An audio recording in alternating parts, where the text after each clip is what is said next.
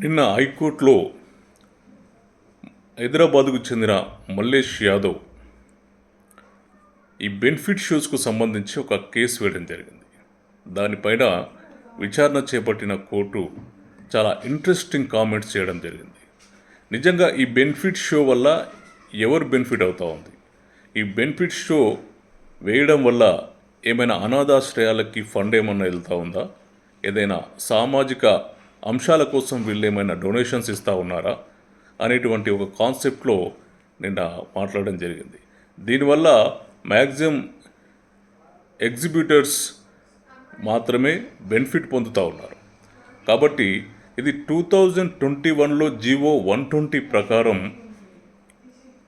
300కు మించి, అది మల్టీప్లెక్స్లో అంతకు మించి రేటు పెంచడానికి వీల్లేదు.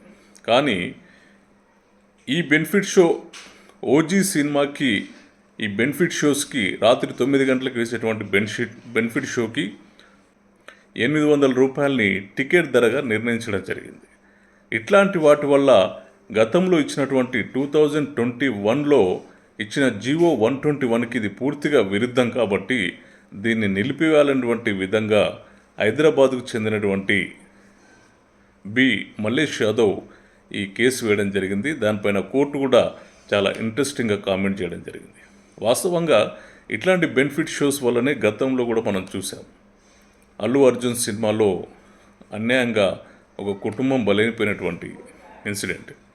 విచ్చలవిడితనం ఎట్లాగో రెగ్యులర్గా జరిగే ప్రాసెస్లోనే సినిమాస్ విడుదలైనప్పుడు మిగతా సినిమాలు అన్నీ కూడా ఎలాగైతే విడుదలవుతూ ఉన్నాయో ఆ విధంగానే కంటిన్యూ అవ్వాలి. కానీ ప్రత్యేకించి కొంతమంది హీరోలకి, కొంతమంది నిర్మాతలను దృష్టిలో పెట్టుకొని ప్రభుత్వాలు కానీ ఇలాంటి సడలింపులు ఇవ్వడం వల్ల నిజంగా చాలా అనర్థాలకు దారితీసేటువంటి ప్రమాదం ఉంది. ఏ సినిమా అయినా, ఏ హీరో అయినా, ఎవరైనా సరే ఒకే రకమైన దృష్టితో చూడాలి తప్ప ఈ రకమైనటువంటి బెనిఫిట్ షోస్ అని చెప్పేసి ప్రజల యొక్క జేబును గుల్ల చేసేటువంటి విధంగా ఇష్టం వచ్చిన ధరలు పెట్టి ఇష్టం వచ్చినట్టుగా ప్రజల దగ్గర దండుకునే విధంగా ఇట్లాంటి కార్యక్రమాలు చేయడము ఇటు ఎవరికీ కూడా మంచిది కాదు.